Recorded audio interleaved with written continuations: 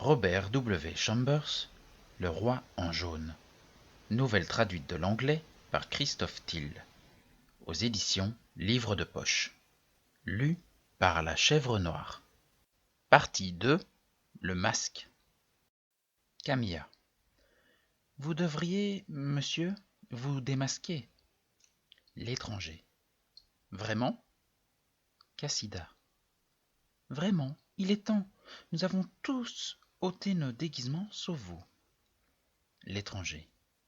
Mais je ne porte pas de masque. Camilla, terrifiée à Cassida. Pas de masque? Pas de masque? Le Roi en jaune, acte 1, scène 2. Chapitre 1. Bien qu'ignorant tout de la chimie, je l'écoutais fasciné. Il prit un lys blanc que Geneviève avait rapporté le matin même de Notre-Dame et le laissa tomber dans la cuve. Le liquide perdit immédiatement sa transparence de cristal, et pendant un instant, la fleur fut enveloppée par une écume d'un blanc laiteux, qui disparut en laissant une opalescence dans le liquide. Des teintes mouvantes, orange et pourpre, jouèrent à la surface, puis quelque chose qui ressemblait à un pur rayon de soleil jaillit du fond, là où reposait le lys. Au même instant, il plongea sa main dans la cuve et en retira la fleur. « Il n'y a aucun danger, » expliqua-t-il. « Si on choisit le bon moment, ce rayon doré est le signal. » Il me tendit le lys et je le pris dans ma main. Il s'était transformé en pierre, le marbre le plus pur. « Regarde, dit-il, pas le moindre défaut. Quelle sculpture pourrait le reproduire ?» Le marbre était aussi blanc que la neige, mais les veinures de la fleur étaient teintées d'azur pâle et le cœur de la pierre était légèrement rosé. « Ne m'en demandez pas la raison, dit-il, souriant de mon étonnement.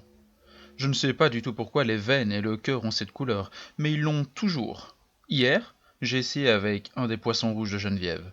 Le voici. » Le poisson semblait sculpté dans le marbre, mais en le tenant devant la lumière, on pouvait voir que la pierre était joliment veinée de bleu pâle, et de l'intérieur se dégageait une lumière rosée, semblable à la couleur qui dort dans une opale. Je regardai la cuve. À nouveau, elle semblait remplie d'un cristal absolument transparent. « Et si j'y touche maintenant ?» demandai-je. « Oh, je ne sais pas, répondit-il, mais tu ferais mieux de ne pas essayer. »« Mais il y a une chose que je serais curieux de savoir, lui dis-je. D'où vient ce rayon de lumière ?»« Ah, c'est vrai qu'on dirait un rayon de soleil, dit-il. Je ne sais pas. Il apparaît chaque fois que j'y plonge un être vivant. Peut-être, continua-t-il en souriant, peut-être est-ce l'étincelle de vie de la créature qui s'échappe et retourne à la source d'où elle est venue. » Je vis qu'il se moquait de moi et le menaçait avec un appui-main, mais il rit en changeant de sujet. « Reste déjeuner avec nous. Geneviève sera bientôt de retour. »« Je l'ai vue partir pour la messe du matin, dis-je. Elle avait l'air aussi fraîche et douce que le lys, avant que tu ne le détruises, bien entendu. »« Penses-tu que je l'ai détruit ?» dit Boris d'un air grave. « Détruit? Préservé? Que pouvons-nous en savoir ?» Nous allâmes nous asseoir dans un coin de l'atelier, près de son groupe inachevé des parcs. Il s'installa sur le sofa, jouant avec un ciseau de sculpteur et jetant des regards obliques sur son œuvre. « À propos, je viens de terminer le polissage de cette vieille Ariane, si académique. Je suppose que je vais devoir l'envoyer au salon. C'est tout ce que j'ai de prêt pour cette année, de toute manière. Mais après le succès de ma Madone, j'ai un peu honte d'envoyer un truc pareil. » La Madone, un marbre exquis pour lequel Geneviève avait posé, avait été l'événement du salon de l'année précédente. Je regardais alors l'Ariane. Techniquement, c'était une œuvre magnifique, mais je fus d'accord avec Boris pour dire qu'on attendrait de lui quelque chose de bien mieux. Cependant, il était impossible de terminer à temps pour le salon le splendide et terrible groupe qui se dressait derrière moi. Encore à moitié enveloppé dans sa gange de marbre, les parcs devraient attendre leurs heures. Nous étions très fiers de Boris Yvrin. Nous le considérions, et lui-même se considérait d'ailleurs, comme un des nôtres, en raison du fait qu'il était né en Amérique, bien que son père fût français et sa mère fût russe. Aux Beaux-Arts, tout le monde l'appelait Boris. Pourtant, il n'y avait que 2 personnes à qui il s'adressait avec cette même familiarité, Jack Scott et moi-même. Son affection pour moi avait peut-être quelque chose à voir avec le fait que j'étais amoureux de Geneviève.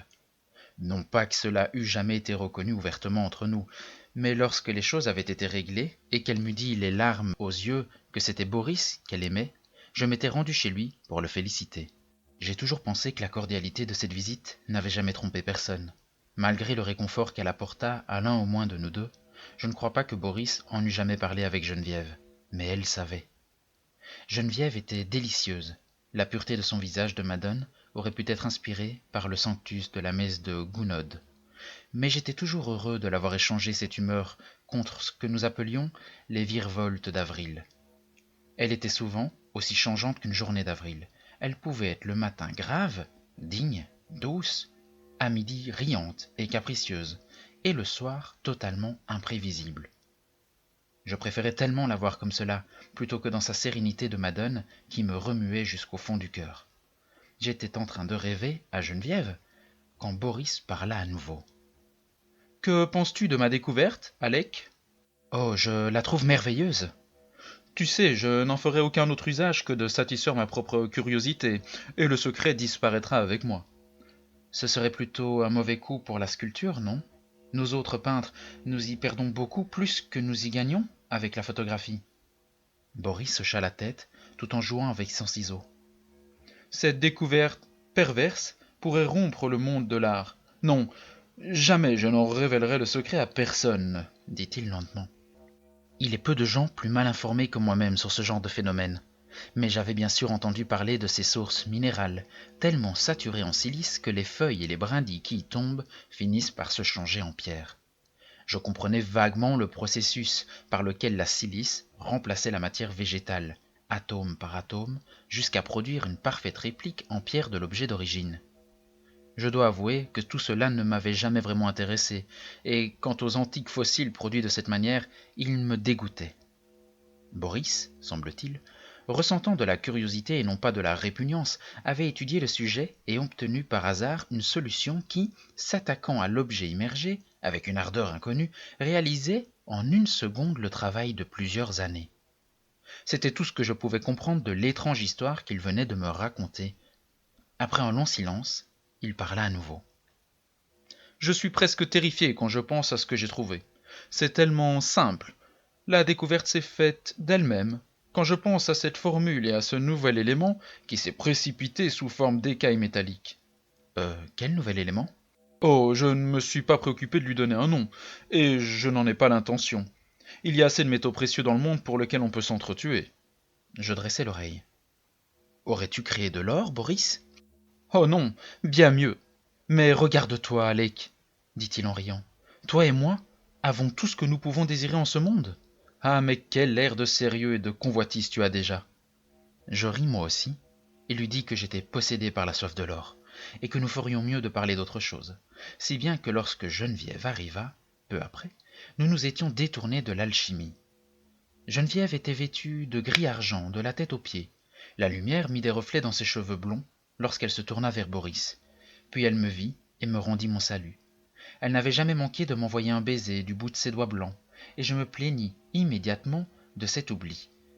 Elle sourit et me tendit sa main qu'elle retira presque avant d'avoir touché la mienne, puis regardant Boris, elle lui dit « Il faut que tu demandes à Alec de rester avec nous pour le déjeuner. » Cela aussi était nouveau. Jusqu'alors, elle me l'avait toujours demandé elle-même. « Oh, je l'ai fait, répondit laconiquement Boris. « Et tu as accepté, j'espère, me dit-elle, se tournant vers moi avec un charmant sourire conventionnel. J'aurais aussi bien pu être une connaissance datant seulement de l'avant-veille, je lui fis une profonde révérence accompagnée d'un « J'ai bien l'honneur, madame », mais refusant de se livrer à nos plaisanteries habituelles, elle murmura une banalité polie et s'éclipsa. Boris et moi échangeâmes un regard. « Je ferais mieux de rentrer, tu ne crois pas ?» lui demandai-je. Il me répondit avec franchise. « Du diable si je le sais !» Pendant que nous discutions de l'opportunité de mon départ, Geneviève réapparut dans l'entrée sans son bonnet. Elle était merveilleusement belle, mais son teint était trop vif, et ses beaux yeux trop brillants. Elle vint tout droit vers moi et prit mon bras. « Le déjeuner est prêt, et j'ai été méchante avec toi, Alec. J'ai cru que j'allais avoir une migraine, mais je me sens mieux. Viens, Boris, dit-elle en glissant son autre bras sous le sien. Alec sait qu'après toi, il n'y a personne au monde que j'aime plus que lui. Alors même s'il se sent parfois délaissé, il ne peut pas en souffrir. » À la bonne heure, m'écriai-je. Qui a dit qu'il n'y avait jamais d'orage en avril? Êtes-vous prêt? Psalmodia Boris. Prêt! Et bras dessous, nous nous précipitâmes en courant dans la salle à manger, au grand scandale des domestiques. Après tout, nous avions des excuses. Geneviève n'avait que 18 ans, Boris 23, et moi pas tout à fait 21. Chapitre 2. À cette époque, je travaillais sur la décoration du boudoir de Geneviève, et passais presque tout mon temps dans le curieux petit hôtel particulier de la rue Sainte-Cécile. Boris et moi travaillions beaucoup, mais à notre rythme, qui était irrégulier, et tous les trois, avec Jack Scott, nous flânions souvent ensemble. Par un après-midi calme, j'avais erré seul dans toute la maison, examinant les curiosités, fouinant dans les coins, dénichant des friandises et des cigares dans des cachettes inattendues. Et finalement, je m'arrêtai dans la salle de bain. Boris était là, couvert de terre glaise, et il se lavait les mains. La pièce était en marbre rose, sauf le sol, qui était carrelé de rose et de gris. Au centre se trouvait un bassin carré, un peu en dessous du niveau du sol. Un escalier permettait d'y descendre, et des piliers sculptés supportaient un plafond décoré de peintures. Un merveilleux Cupidon de marbre donnait l'impression qu'il venait de se poser sur son piédestal à l'autre bout de la pièce. Tout l'intérieur était l'œuvre de Boris, et de moi-même. Boris, dans ses vêtements de travail en toile blanche, était occupé à enlever les traces de terre et de cire à modeler rouge sur ses belles mains, tout en plaisantant par-dessus son épaule avec le Cupidon. « Je t'ai vu, insistait-il. N'essaie pas de regarder ailleurs en faisant semblant de ne pas me voir. Tu sais bien qui t'a fait, petit chenapan. » Mon rôle, dans ces conversations, était toujours d'interpréter le sentiment de Cupidon, et quand arriva mon tour, je répondis d'une telle manière que Boris m'attrapa par le bras et m'entraîna jusqu'au bassin en déclarant qu'il me ferait boire la tasse. Brusquement, il lâcha mon bras et pâlit. « Mon Dieu, dit-il, j'avais oublié que le bassin contient ma solution. » J'eus un frisson et lui conseillai sèchement de mieux se rappeler, à l'avenir, à quel endroit il conservait son précieux liquide. « Au nom du ciel, pourquoi gardes-tu là-dedans une telle quantité de cette substance infernale ?» lui demandai-je. « Je voulais l'expérimenter sur un objet bien plus grand, » répondit-il. « Moi, par exemple ?»« Il s'en fallut trop peu pour qu'on puisse en plaisanter, mais je veux voir l'action de cette solution sur un corps à l'organisation plus élevée. Ce gros lapin blanc, par exemple, » dit-il en me suivant dans l'atelier. Jack Scott entra avec une veste tachée de peinture, s'appropria toutes les friandises orientales sur laquelle il put mettre la main, pilla la boîte à cigarettes, puis Boris et lui disparurent pour aller visiter la galerie du Luxembourg, où un nouveau bronze argenté de Rodin et un paysage de Monet monopolisaient l'attention de la France artistique. Je retournai à mon atelier et me remis à mon travail. C'était un paravent Renaissance que Boris m'avait demandé de peindre pour le boudoir de Geneviève. Mais le petit garçon qui posait nonchalamment refusa à tout prix d'être bon cette fois-ci. Pas un instant, il ne conserva la même position, et en 5 minutes, j'avais déjà une demi-douzaine d'esquisses de ce petit fripon. « Eh bien, mon ami, tu poses ou tu exécutes un pas de danse ?» lui demandai-je. « Comme le monsieur préférera, » répondit-il avec un sourire angélique. Bien sûr, je dus le renvoyer chez lui, et bien sûr, je le payai intégralement. C'est ainsi que nous pourrissions nos modèles. Après le départ du petit diable, je fis quelques retouches à mon travail, mais le cœur n'y était pas, et je dus passer le reste de l'après-midi à réparer les dégâts. Finalement, je nettoyai ma palette, mis mes pinceaux dans un bol de savon noir et me rendis au fumoir. Je crois vraiment que, mis à part les appartements de Geneviève, aucune pièce de la maison ne sentait aussi peu le tabac que celle-ci. C'était un curieux bric-à-brac, avec au mur une tapisserie élimée. Et près de la fenêtre, on y avait mis une vieille épinette aux sonorités suaves, en bon état de conservation. Il y avait là des armes, certaines anciennes et ternies, d'autres brillantes et modernes, des éléments d'armure indienne et turque disposés au-dessus de la cheminée, ainsi que 2 ou 3 bons tableaux et un râtelier à pipe. C'est ainsi que nous venions découvrir de nouvelles manières de fumer. Je ne crois pas qu'il existe un seul type de pipe qui n'ait pas été représenté dans le râtelier.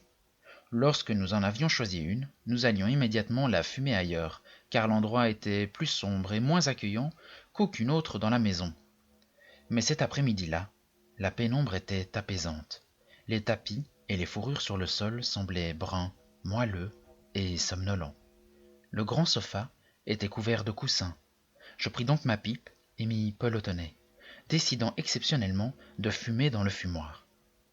La pipe que j'avais choisie avait un long tuyau flexible, et l'allumer me sembla comme un rêve. Après un moment, elle s'éteignit, mais je n'insista pas. Continuant mon rêve, je m'endormis pour de bon. Je fus réveillé par la musique la plus triste que j'ai jamais entendue. La pièce était plongée dans l'obscurité, et je n'avais aucune idée de l'heure.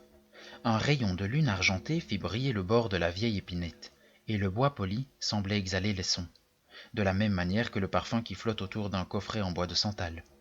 Dans le noir, quelqu'un se leva, et s'en alla en pleurant doucement. Et je fus assez stupide pour m'écrier « Geneviève !» Elle tomba en entendant ma voix, et j'eus le temps de me maudire tout en allumant la lumière et en essayant de l'aider à se relever. Elle se recroquevilla avec un gémissement de douleur, et elle était très calme et réclamait Boris. Après l'avoir emmené jusqu'au divan, je partis le chercher, mais il n'était pas à la maison, et les domestiques étaient allés se coucher. Perplexe et anxieux, je retournai auprès de Geneviève. Elle était toujours là où je l'avais laissée, très pâle. « Je ne trouve pas Boris ni aucun des domestiques, lui dis-je. « Je sais, répondit-elle faiblement. Boris est parti pour Epte avec Monsieur Scott. Je ne m'en souvenais plus lorsque je t'ai demandé d'aller le chercher. Mais alors, il ne pourra pas être de retour avant demain après-midi. Et est-ce que tu t'es fait mal? C'est moi qui t'ai fait peur ou t'ai fait tomber? Quel idiot je suis, mais je n'étais qu'à moitié réveillé. Boris a cru que tu étais reparti avant le dîner. Excuse-nous de t'avoir laissé ici pendant tout ce temps. Oh, j'ai dormi longtemps, dis-je en riant, et si profondément que je ne savais pas si j'étais réveillé ou non.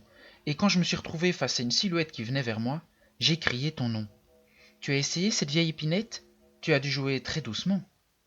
J'aurais volontiers raconté 1000 autres mensonges bien plus gros que celui-là, pour pouvoir voir l'expression de soulagement qui se peignit alors sur son visage. Elle eut un merveilleux sourire et me dit d'une voix naturelle. « Alec, j'ai trébuché sur cette tête de loup et je crois bien que je me suis tordu la cheville. S'il te plaît, appelle Marie et puis rentre chez toi. » Je fis ce qu'elle m'avait demandé et je la quittai quand la bonne arriva. Chapitre 3. En arrivant, le lendemain midi, je trouvai Boris qui marchait de long en large dans son atelier. « Geneviève vient de s'endormir, me dit-il. Son entorse n'est rien, mais pourquoi a-t-elle autant de fièvre? Le docteur ne peut pas l'expliquer, à moins qu'il ne le veuille pas, murmura-t-il. « Geneviève a de la fièvre? Demandai-je. Oui, et elle a même eu des étourdissements pendant toute la nuit. Imagine. La joyeuse petite Geneviève, si insouciante, et elle n'arrête pas de répéter que son cœur est brisé et qu'elle voudrait mourir. Mon cœur à moi s'arrêta de battre. Boris s'appuya contre la porte de son atelier, baissant le regard, les mains dans les poches. Ses yeux vifs et aimables étaient voilés, et le chagrin lui dessinait une nouvelle ride, au-dessus du bon pli de la bouche, celui qui fait le sourire. La bonne avait reçu l'ordre de venir le chercher dès que Geneviève ouvrirait les yeux. Nous restâmes là, à attendre. Boris, de plus en plus nerveux, marchait de long en large et triturait des morceaux de cire à modeler et d'argile rouge. Soudain, il se précipita dans la pièce à côté. « Viens voir ma baignoire rose, plein de morts !» me cria-t-il. « Est-ce vraiment la mort ?» lui dis-je pour l'apaiser. « Je ne pense pas que tu puisses appeler ça la vie, » dit-il tout en attrapant le poisson rouge qui sortit de son bocal. Il se mit à se tortiller. « Nous allons envoyer celui-ci rejoindre l'autre, où qu'il puisse être. » Sa voix trahissait une excitation fébrile. Je le suivis jusqu'au bassin qui renfermait le liquide cristallin entre ses parois roses, tandis que le poids d'une stupeur fiévreuse se faisait sentir sur mes membres et mon cerveau, il y lâcha l'animal. Celui-ci y tomba, en se contorsionnant furieusement, ses écailles jetant un vif éclat orange. À l'instant même où il toucha le liquide, il devint rigide et coula lourdement jusqu'au fond. Ensuite vinrent l'écume laiteuse, les splendides couleurs rayonnant à la surface, puis le rayon de lumière pure et sereine jaillit d'une profondeur qui semblait infinie. Boris plongea sa main et retira un merveilleux objet de marbre, veiné de bleu, teinté de rose et scintillant de gouttelettes opalescentes. « Un jeu d'enfant, murmura-t-il. Il me regarda d'un air las, interrogateur, comme si je pouvais répondre à de telles questions. Mais Jack Scott arriva et entra avec enthousiasme dans ce qu'il appelait le jeu. Il fallait absolument tenter l'expérience sur le lapin blanc, ici et maintenant. Je souhaitais que Boris puisse oublier ses soucis, mais je détestais voir la vie quitter une créature animée et refusais d'assister à la scène. Je pris donc un livre au hasard et m'assis dans l'atelier pour lire. Malheureusement, j'étais tombé sur Le Roi en jaune. Après quelques instants, qui me semblèrent des éternités, je le rejetai avec un tremblement nerveux, juste au moment où Boris et Jack entraient avec leur lapin de marbre. Dans le même temps, une sonnette se fit entendre à l'étage au-dessus, et un cri s'éleva dans la chambre de la malade.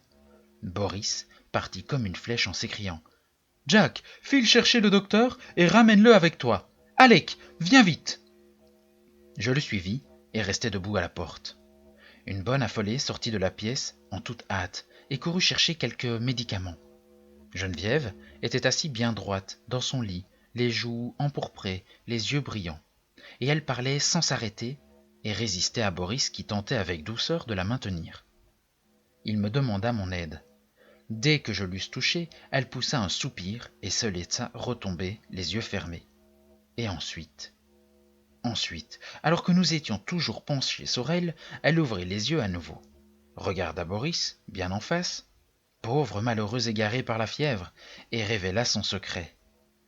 À cet instant, nos 3 vies s'engagèrent dans un cours nouveau.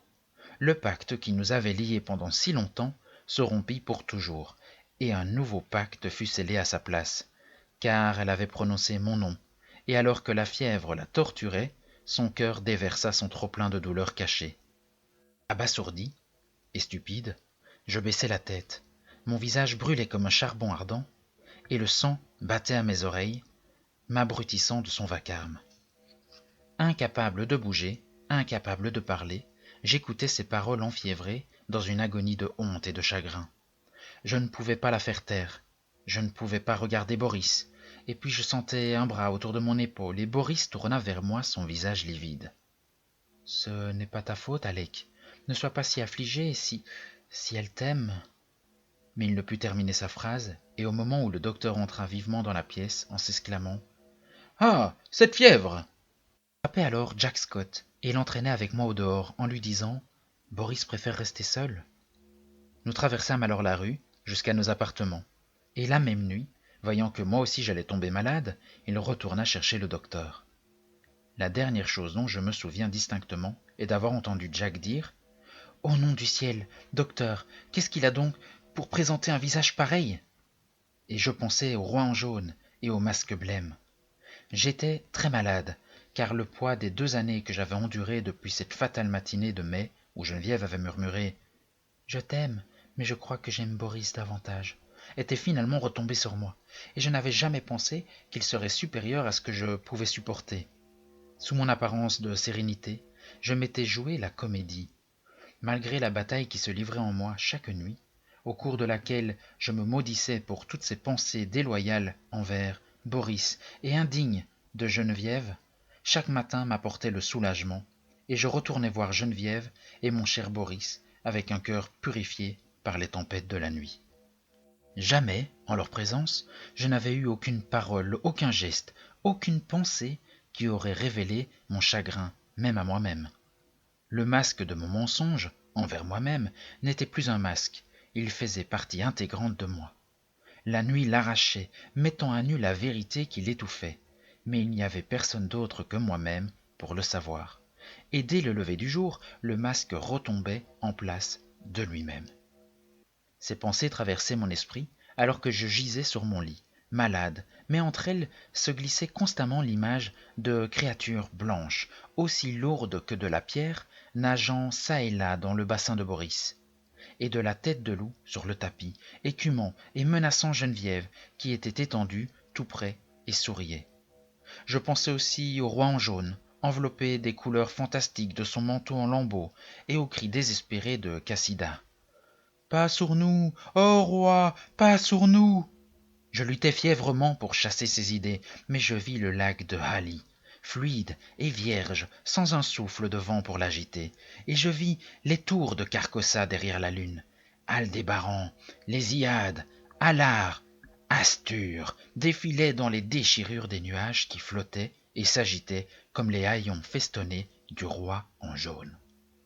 Au milieu de toutes ces pensées, une seule demeurait saine, Quel que pût être le désordre de mon esprit, l'idée que ma principale raison d'exister était d'apporter à Boris et à Geneviève quelque chose dont ils avaient besoin ne m'abandonna jamais. La nature de cette aide n'apparaissait pas clairement. Parfois c'était une protection, parfois un soutien au milieu d'une crise grave. Et de quoi qu'il puisse s'agir, en tout cas, c'était à moi que le devoir en incombait, et je ne me sentis jamais trop malade ou trop faible pour y répondre de toute mon âme. J'étais toujours entouré d'une foule de visages, étrangers pour la plupart, mais j'en reconnus quelques-uns, parmi lesquels celui de Boris. On m'a dit ensuite que c'était impossible, mais je sais qu'une fois au moins, il s'est penché sur moi. Ce n'était qu'un frôlement, un lointain écho de sa voix, puis le brouillard retomba sur mes sens et je le perdis. Mais je sais qu'il était là, et qu'il s'est penché sur moi au moins une fois. Un matin, enfin je me réveillai, et vis la lumière du soleil qui tombait sur mon lit, et Jack Scott qui lisait auprès de moi. Je n'avais pas la force de parler, ni même de penser, encore moins de me souvenir, mais je souris faiblement quand le regard de Jack rencontra le mien. Et quand il se leva d'un bond et me demanda avec empressement si je voulais quoi que ce soit, je parvins à murmurer. « Oui, Boris. » Jack s'approcha de la tête de mon lit et se pencha pour arranger mon oreiller. Je ne pouvais voir son visage, mais il me répondit avec émotion. « Il faut attendre, Alec. Tu es encore trop faible, même pour voir Boris. » J'attendis et je repris des forces. En quelques jours, j'étais à nouveau capable de voir qui je voulais. Mais entre-temps, j'avais réfléchi et je m'étais souvenu de tout. À partir du moment où le passé fut redevenu clair dans mon esprit, je n'eus plus aucun doute sur ce que j'aurais à faire quand le temps serait venu. Et j'étais sûr que Boris, de son côté, serait parvenu aux mêmes résolutions. Et quant à ce qui me concernait, je savais que là-dessus aussi, il verrait les choses de la même façon que moi. Je ne réclamais personne. Je ne me demandais pas pourquoi il ne me faisait parvenir aucun message, ni pourquoi, pendant toutes ces semaines où je restais allongé à attendre et à reprendre des forces, je n'entendis jamais prononcer leur nom. Trop occupé à rechercher le droit chemin et à lutter, faible mais déterminé, contre le désespoir, j'acceptais simplement la réticence de Jack, qui craignait, sans doute, que je me rebelle et demande d'aller voir s'il se mettait à parler d'eux. Cependant, je ne cessais de me répéter comment seraient les choses une fois que la vie aurait repris son cours pour chacun de nous. Nous reprendrions nos relations exactement telles qu'elles étaient avant que Geneviève ne tombe malade. Boris et moi pourrions nous regarder droit dans les yeux sans qu'il y ait dans ce regard ni rancœur, ni lâcheté, ni même de méfiance. Je serais à nouveau avec eux, pour quelque temps, dans la douce intimité de leur maison, puis, sans donner de prétexte ou d'explication, je disparaîtrais de leur vie pour toujours. Il va sans dire que Boris comprendrait. Quant à Geneviève, mon seul soulagement était de penser qu'elle ne saurait jamais. Plus j'y pensais, et plus il me semblait que j'avais trouvé le sens de cette impression d'obligation qui m'était restée à travers mon délire, ainsi que la seule réponse qu'il m'était possible d'y faire. Aussi, lorsque je me sentis prêt, j'appelai Jack et lui dis « Jack, je veux voir Boris, tout de suite, et porte mon salut les plus affectueux à Geneviève. » Lorsqu'il eut fini par me faire comprendre qu'ils étaient morts tous les deux, je tombai dans une crise de fureur qui réduisit en miettes mes maigres forces de convalescence, et je me mis à délirer et plongeai dans une rechute dont je ne sortis que plusieurs semaines plus tard. Un garçon, de 21 ans, pensant que sa jeunesse l'avait abandonné pour toujours. Je semblais avoir dépassé toute possibilité de souffrir encore davantage, et le jour où Jack me remit une lettre ainsi que les clés de la maison de Boris, je les pris sans frémir et le pria de tout me raconter. C'était cruel de ma part de lui demander cela, mais il le fallait, et il s'appuya d'un air las sur mes mains, fines, pour recouvrir la blessure qui ne guérirait jamais tout à fait. Il commença très doucement. « Alec, à moins que tu aies des informations dont je n'ai aucune idée, tu ne pourras, pas plus que je ne le peux, expliquer ce qui s'est passé. Je suppose que tu préférerais ne pas entendre ces détails, mais tu dois les connaître. Autrement, je t'en épargnerai le récit. Dieu sait que je préférerais ne pas avoir à les raconter. Je serai donc bref. Le jour où je t'ai laissé aux soins du docteur pour retourner voir Boris, je l'ai trouvé en train de travailler sur les parcs. Geneviève, me dit-il, était en train de dormir. On lui avait donné un calmant. Il me dit qu'elle avait comme perdu l'esprit. Il s'est remis à travailler sans rien dire, et je l'observais. Au bout d'un moment, je me suis rendu compte que le troisième personnage du groupe, celui qui regarde droit devant lui, scrutant le monde, avait son visage, non pas tel que tu l'as toujours vu, mais tel qu'il était à ce moment-là, et le resta jusqu'à la fin. C'est une chose dont j'aimerais bien découvrir l'explication, mais je ne la connaîtrai jamais. Donc, il travaillait, et je le regardais en silence, et cela continua jusqu'à près de minuit. Alors nous avons entendu une porte ouverte et refermée violemment, et le bruit de quelqu'un qui se précipitait dans la pièce à côté. Boris a bondi vers la porte, et je l'ai suivi, mais il était trop tard. Elle était allongée au fond du bassin, les mains croisées sur sa poitrine. Alors Boris s'est tiré une balle dans le cœur. Jack s'interrompit. La sueur perlant sous ses yeux, ses joues maigres agitées, de tics nerveux. J'ai porté Boris jusqu'à sa chambre. Ensuite, je suis revenu sur mes pas et j'ai vidé le bassin de ce liquide infernal. J'ai ouvert l'eau en grand et j'en ai fait disparaître la moindre goutte de la surface du marbre. Quand enfin j'ai osé descendre les marches, je l'ai trouvée étendue là, blanche comme neige. Enfin, quand j'ai eu décidé ce qui était le mieux à faire, je suis allé au laboratoire et j'ai vidé toute la solution dans l'évier. Ensuite, j'y ai aussi versé le contenu de tous les flacons, de toutes les bouteilles. Il y avait du bois dans la cheminée, alors j'ai allumé un feu, et après avoir forcé la serrure du secrétaire de Boris, j'y ai brûlé tous les papiers, les carnets et les lettres que j'y trouvais. J'ai pris un maillet dans l'atelier, et j'ai réduit toutes les bouteilles vides en morceaux. Je les ai mises dans un seau à charbon, les ai descendues à la cave, et déversées dans le foyer incandescent de la chaudière. 6 fois j'ai fait le voyage, et finalement il ne restait plus une trace de ce qui aurait pu permettre de retrouver la formule que Boris avait découverte. Enfin, j'ai appelé le docteur. C'était un homme bon, et nous nous sommes mis d'accord pour garder le secret sur tout cela. Par tous les moyens d'ailleurs. Sans lui, je n'y serais jamais parvenu.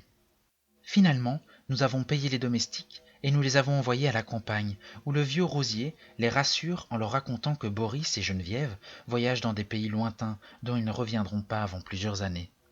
Boris a été enterré dans le petit cimetière de Sèvres. Le docteur est un homme bon et il sait avoir pitié d'un homme qui n'en peut plus. Il a signé un certificat mentionnant une maladie de cœur et ne m'a posé aucune question. Alors Jack releva la tête et me dit « Ouvre la lettre, Alec. Elle est destinée à nous deux ?» Je déchira donc l'enveloppe. C'était le testament de Boris, daté d'1 an auparavant.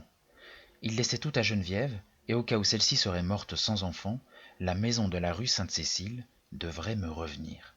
Et Jack Scott, lui, s'occuperait d'Ept. Notre mort, à tous les deux, les propriétés reviendraient à la famille de sa mère en Russie, sauf les sculptures de marbre qu'il avait exécutées lui-même. Celles-ci m'étaient léguées.